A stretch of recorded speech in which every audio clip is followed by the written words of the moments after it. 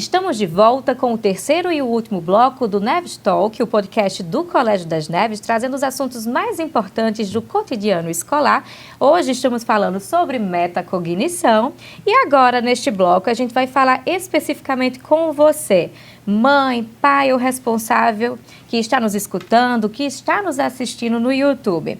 Como essa construção pode continuar no dia a dia, em casa, nos momentos de estudo e nas pequenas conversas com os filhos, né? E eu vou começar perguntando para a Nádia como os pais podem incentivar essa metacognição em casa, mesmo sem usar o nome, né? Porque eu acho que acredito até que muitos já podem fazer indiretamente e não terem conhecimento que estão praticando a metacognição. Eu já ia começar falando isso, viu, Cecília? Quando você começou a perguntar, já ia pensar nos atendimentos que a gente faz com os pais, né? Nos acolhimentos com os pais, que a gente atende muitos pais, tanto a psicologia, a orientação educacional.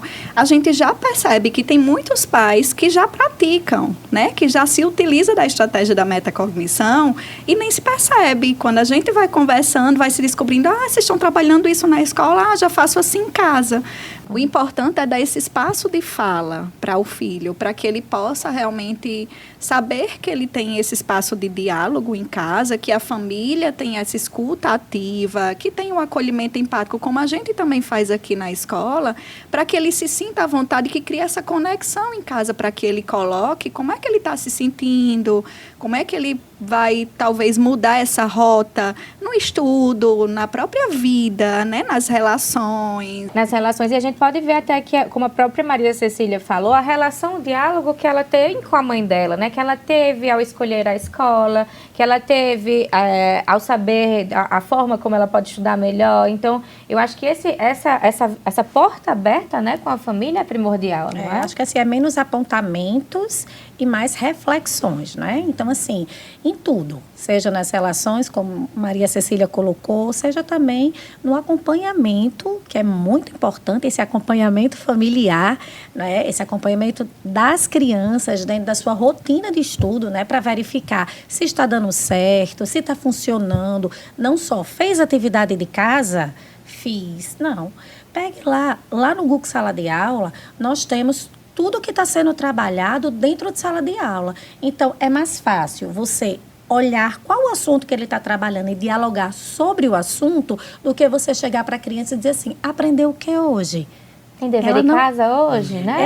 Ela não vai saber lhe dizer o que aprendeu, porque é natural que a gente não consiga lembrar imediatamente. Mas na hora que eu digo assim, que bacana, eu percebi que você está estudando multiplicação, eu era muito bom em matemática, ou eu tinha dificuldade, mas eu encontrei uma estratégia legal quando eu estudava multiplicação. Como você faz para aprender?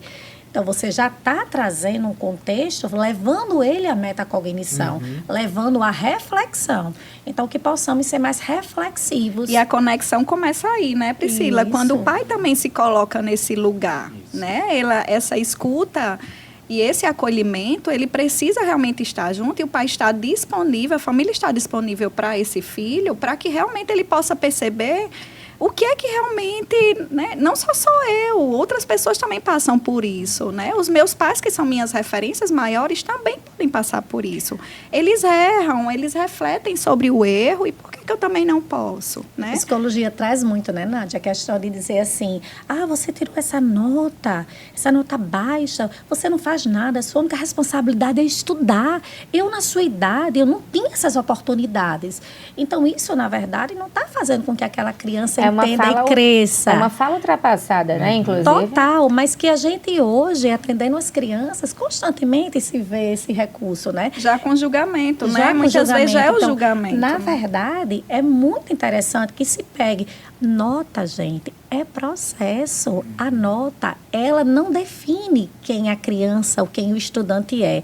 Ela sinaliza algo que ou está muito bem, precisa ser potencializado, ou está precisando de ajuste.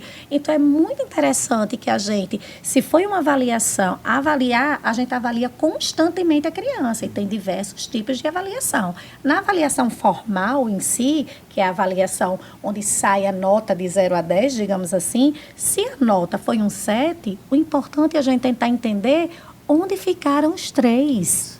Onde esses 3 se perderam? Então, foi o quê? Foi falta de atenção na leitura? É o meu domínio de leitura e interpretação? É o conteúdo em si que eu não consegui atingir? Então, essa reflexão que é importante que as famílias façam com seus filhos, na mesma linha que nós fazemos aqui com as crianças, porque nós precisamos compreender. E ele, mais do que ninguém, o estudante, precisa compreender onde ficaram os 3 pontos. Porque, para mim, o importante não é o 5, não é o 3. Eu tirei um 3, mas onde ficaram os 7? Que habilidades eu vou precisar trabalhar para que ele feche essas competências? Então, a metacognição vem muito para trazer esse processo reflexivo. E esse acompanhamento faz parte do aprendizado, porque muitas vezes os pais pensam, deixei meu filho na escola, ele assistiu a aula, estudou e vai fazer a prova. Não, não é só a sala de aula.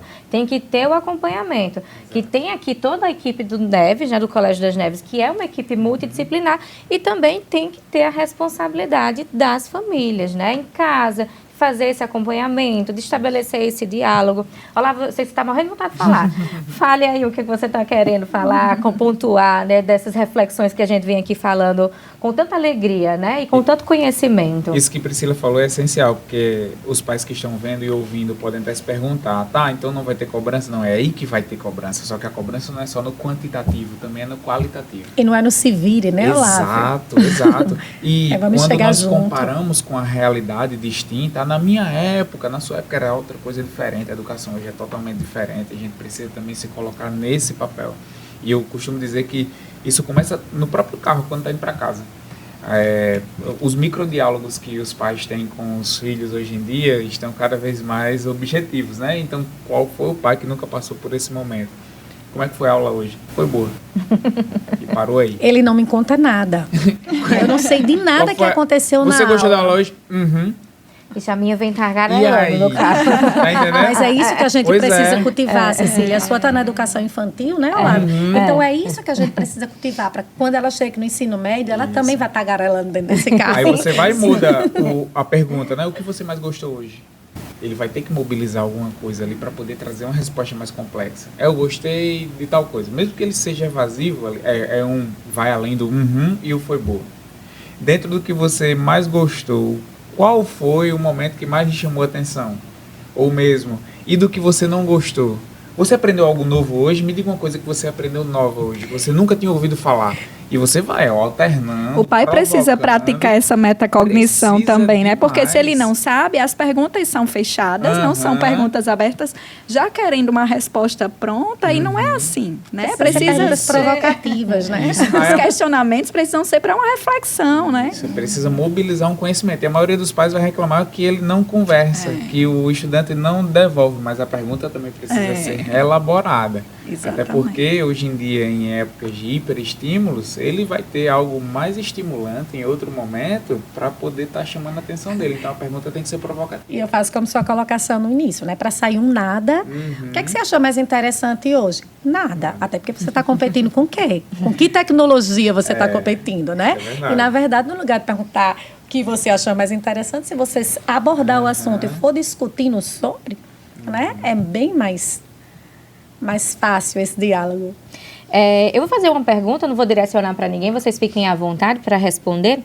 Como a família pode ser parceira da escola nesse processo de tornar o estudante ainda mais autônomo e reflexivo também? O que é que o pai pode fazer para ajudar ainda mais? A gente falou dessa forma de diálogo diferente, dessas perguntas também com abordagem mais diferente para essas crianças e para esses jovens. Tem algum ponto que vocês também gostariam de destacar nesse processo de ajudar ainda mais a escola nesse processo?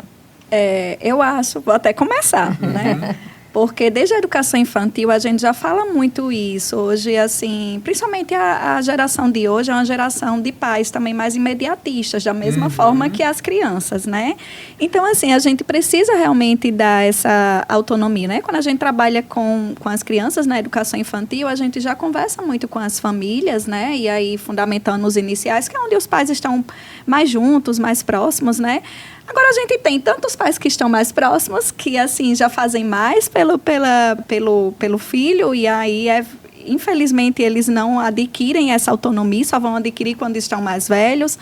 Mas aí fica mais difícil também, principalmente para esse processo da metacognição, porque como é que ele vai pensar sobre, refletir, se autoavaliar, se ele tem sempre alguém que está fazendo tudo por ele, né? Mas também tem as famílias que a gente sabe que também vai deixando, né? E assim, precisa de uma autonomia realmente vigiada. Então, não é só deixar. A criança com numa determinada faixa etária não consegue muitas vezes adquirir alguns comportamentos, ter algumas atitudes sozinho pela própria questão da faixa etária. Então, há necessidade realmente de estar junto, de estar próximo, mas fazer com o que a gente for percebendo que ele já vai conseguindo pela faixa etária, pela autonomia que ele já consegue, né? Já deixar que ele vá com suas próprias pernas ir lá e já ir fazendo, já ir adquirindo tudo isso, né? Acredito que até mesmo na adolescência, Com né, certeza. Olavo? Principalmente. Acredito que é a fase onde os pais precisam estar cada vez mais perto. Um dos exemplos mais práticos se dá, por exemplo, no ambiente virtual. Entra em contato com a escola, meu filho falou que o prazo para atividade era até dia tal e ele enviou e eu vi aqui que está tudo ok. Mas o pai não perguntou se o anexo estava lá. O aluno marcou como concluída, mas o anexo não estava, ou seja, a atividade não tinha sido entregue da maneira correta, dentro do parâmetro correto. E delegar essa responsabilidade inteira, porque ele já tem 14 anos, porque ele já tem 15 anos, ainda assim, na minha perspectiva, é imprudente. Você precisa estar próximo, dentro de uma ideia onde esse vigiar seja positivo e seja feita, por exemplo, a intervenção correta. Eu vi aqui que você marcou como concluído, ok, mas não está dentro do parâmetro. Você não enviou o anexo. Como é que o professor vai avaliar sem o anexo? Aí mais uma pergunta. Então o que é um anexo? Vamos ver aqui como é que se anexa uma atividade. E assim vai, porque em geral nós também não podemos partir do princípio de que eles sabem tudo, no que diz respeito à tecnologia principalmente. Eles sabem tudo? Não sabem. Infelizmente, porque inclusive algumas habilidades elas não foram desenvolvidas, até no ambiente virtual. Eu acredito que dentro do processo da metacognição, né, as famílias podem ajudar muito, levando sempre seus filhos à reflexão. Né, a reflexão de todo o seu processo, do seu processo de aprendizagem em si. Então, sempre estar orientando e refletindo como, porquê, eu acho que tudo começa pelo porquê. Por quê? O que nós queremos, né? Para onde nós vamos, eu acho que ele traz todo um processo de que está na linha certa, está no caminho certo, o que é que precisa mudar dentro desse processo. Então, a metacognição, ela precisa estar presente diretamente, tanto dentro da escola, dentro da família e também com o olhar dos professores. E também é muito importante, tanto os pais como os educadores e os estudantes se apropriarem dos estilos de aprendizagem, né? Para que as famílias também possam ajudar os seus filhos, né? Se o meu filho, de certa forma, ele aprende melhor visualmente, se tem aquele assunto que é mais complexo, então vamos buscar estratégias visuais para que ele possa ter um desenvolvimento melhor.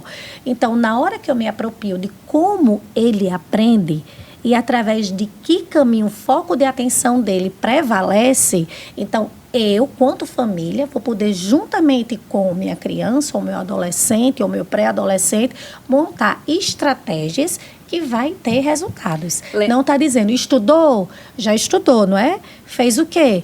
Bora lá. No meu tempo, eu fazia resumos. Eu fazia questionário. Eu lembrava das figuras onde elas estavam no livro. Então, aquilo ali me auxiliava bastante. Porque você é visual. Mas, de repente, você é visual e a sua menina pode não ser visual, mas você vai querer ensinar para ela as estratégias que funcionou para você. Então, você tem que parar para conhecê-la, para saber que estratégias são facilitadoras para ela no processo dela. Perfeito, perfeito. E lembrando que não é estanque, né? Porque assim, você pode estar agora no momento seu, né, de vida, onde você tem um estilo mais visual, mas o próprio processo, ele pode ir distinguindo e aí você desenvolvendo outras habilidades. Outras habilidades, exatamente. Perfeito. Viu só como não precisa complicar, basta estar por perto, escutar com atenção e incentivar seu filho ou filha a refletir sobre o próprio jeito de aprender. Isso cria vínculo, cria autonomia e muito mais segurança. Então foi uma conversa muito especial aqui com vocês, uma conversa com muito conhecimento. Eu quero agradecer demais aos convidados que estiveram aqui conosco nos estúdios da TV Neves, Olavo, Priscila, Nádia, pela disponibilidade, pelo tempo que tiveram para estar aqui nesse momento e por dividirem tantos conhecimentos e tantas vivências aqui com a gente hoje. Muito obrigada, viu? Obrigada a você, Cecília. E para você que nos acompanhou até aqui, fica o convite. Que tal começar a pensar sobre como você aprende e mais ajudar alguém a descobrir isso também? Nosso episódio de hoje fica disponível no Spotify e no YouTube Colégio das Neves TV. Basta procurar pelo nome Neves Talk e acessar esse podcast maravilhoso sobre metacognição. Compartilha com quem você acha que vai curtir esse diálogo, esse papo super interessante. E nós nos vemos no próximo Neves Talk. Então, muito obrigada e até lá!